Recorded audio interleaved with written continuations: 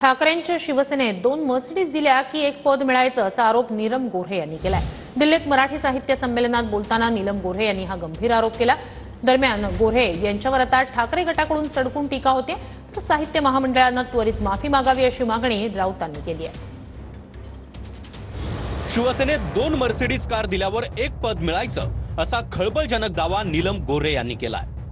त्यावर जर हे खरं असेल तर शिवसेनेमध्ये 4 वेळा आमदार पद मिळवणाऱ्या गोऱ्हे यांनी ठाकरेंना 8 मर्सिडीज दिल्याच्या पावत्या घेऊन याव्या असं आव्हानच संजय राऊतांनी दिलंय। नीलम गोऱ्हेंची भूमिका मात्र दाव्यावरून लोक असं सांगतात इथपर्यंत आली आहे। 4 आमदारकीच्या हिशोबानं तुम्ही ठाकरेंना 8 मर्सिडीज दिल्या का, यावर माझ्याकडून कधीही पैसे घेतले नसल्याचं गोऱ्हे यांनी सांगितलंय। ठाकरेंच्या शिवसेनेत 2 मर्सिडीज दिल्या की एक पद मिळायचं असा गंभीर आरोप मराठी साहित्य संमेलनात बोलताना नीलम गोऱ्हेंनी उद्धव ठाकरेंवर केला। दरम्यान उद्धव ठाकरेंनी नीलम गोऱ्हेंना 4 वेळा आमदार केलं। गोऱ्हेंनी 8 मर्सिडीज दिल्या असतील तर पावत्या घेऊन याव्यात असा टोला राऊतांनी गोऱ्हेंना लगावलाय। प्रत्येक सभेला ठाण्याहून माणसं यायची आणि त्यांचेच लोक संपूर्ण तयारी करत होते आणि आज उद्धव ठाकरे गटाचे फारसे लोकही समोर नाहीयेत, त्यामुळे ते असताना बोललेलं मला फार आवडलं असतं। मुळामध्ये संपर्कच नको असेल नेत्यांना, आता आपण जिथे नकोसे आहोत तिथे आपण किती ताब्यात घेण्याचा प्रयत्न नवीन मॅनेजरचा 12-13 पासूनच सुरू होता। नाही त्यांच्यावर ढकलला जात होता। 2 मर्सिडीज गाड्या मिळाल्यावरती एक पद। त्यांना उद्धव साहेबांनी आमच्याकडल्या महिला आघाडीचा विरोध असताना 4 वेळा विधान परिषदेचा आमदार दिलाय, उपसभापती केलं। त्यांनी 8 मर्सिडीज दिल्यात का, असेल त्या पावत्या वगैरे घेऊन आव्यात त्यांनी की संजय राऊत साहेबांनी काही वेळेला तर मला आमदारकी मिळावी म्हणूनच प्रयत्न केलेले आहेत। त्यामुळे त्यांना जे म्हणतायत ते आहे की मी काहीच दिलं नाही ना, मी एकदाही आमदार झाल्यावरती मला 1 रुपया सुद्धा पक्षाने मागितला नाही। त्याबद्दल बाळासाहेब ठाकरे आणि उद्धव साहेब यांची मी ऋणी आहे। गए गुजऱ्या लोकांकडे मी लक्ष देत नाही असं म्हणत उद्धव ठाकरेंनी नीलम गोऱ्हेंवर पलटवार केलाय। ठीक आहे, दाखवा ना मर्सिडीज दाखवा, जाऊ दे। हे सगळी गई गुजरी लोक आहेत, त्यांच्याकडे मी काही लक्ष देत नाही। एक महिला म्हणून आदर जरूर आहे, पण राजकारणात त्यांनी त्यांचं चांग भरं केलेलं आहे, तसंच मर्सिडीज देणारे आरोप करणार आहेत ना, त्यांना म्हणा लाडक्या बहिणीला पैसे का नाही मिळेल ते बघा ना। मुळामध्ये ते आता त्यांना विरोधी पक्ष नेते आहेत, ते पद त्यांना टिकवायचंय। अनिल परब त्यांच्याशी सारखे स्पर्धा करतायत त्या पदासाठी, त्यामुळे त्यांना त्यांच्या स्पर्धेत दाखवायला लागतं की मी आक्रमक बोललो, त्यामुळे अशा गोष्टी ते बोलतायत। मी काही त्यांना गांभीर्याने घेत नाही। माझ्याकडून पैशाचे व्यवहार केले नाही, कारण मी पैशाचे व्यवहारच करत नव्हते। त्यांना पूर्ण माहिती होतं की अशा पद्धतीने नाही आहे, पण माझ्यासारखे काही अपवाद सोडले थोडेसे, तर बाकीच्या ठिकाणी या गोष्टी घडत होत्या।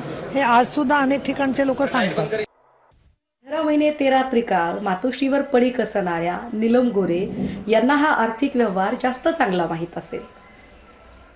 उलट मी तर असा विचार करते की त्या असताना जर एवढा मोठा आर्थिक व्यवहार चालत असेल तर एवढे सगळे पैसे नीलम गोऱ्हेंनी कुठे ठेवले असतील बरं?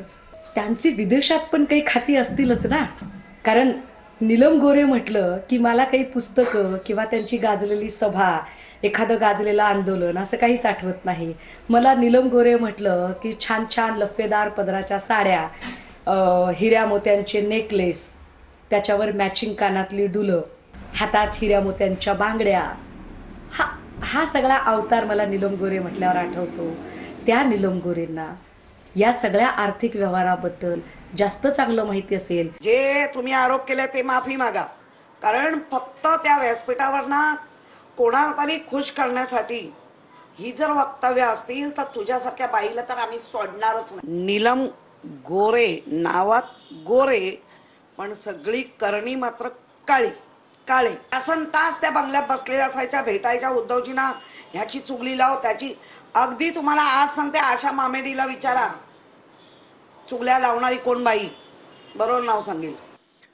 3 ते 4 टर्म नीलम गोऱ्हे एकमेव शिवसेनेच्या महिला जुन्या जाणत्या महिलांना डावलून विधान परिषदेच्या आमदार झाल्या, त्यानंतर उपसभापती झाल्या।